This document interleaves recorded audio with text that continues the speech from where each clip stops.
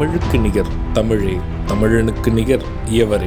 2 அடியில் நம்மால் எதுவும் செய்ய இயலாது என்று எண்ணும் மனிதனிடத்தில் 2 அடி குரலில் எதையும் நம்மால் செய்ய முடியும் என நம்பிக்கையை ஊக்குவித்தது திருக்குறள்.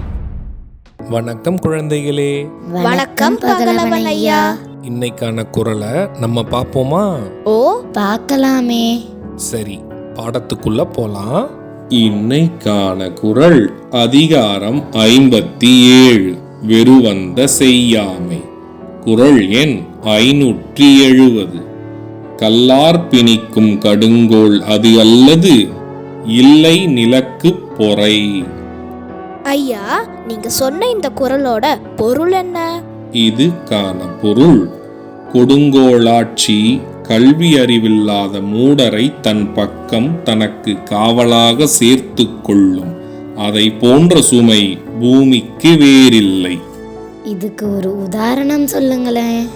இதுக்கான உதாரணம், கொடுங்கோல் ஆட்சி என்பது அரசு படையில் கல்வி அறிவு இல்லாதவரை தன் பக்கம் காவலுக்கு வைத்து கொள்ளும். அப்படிப்பட்ட அறிவு இல்லாத செயல் பூமியில் வேறொன்றும் இல்லை. நான் சொன்னது உங்களுக்கு புரிஞ்சுதா தீரன், இலக்கியா?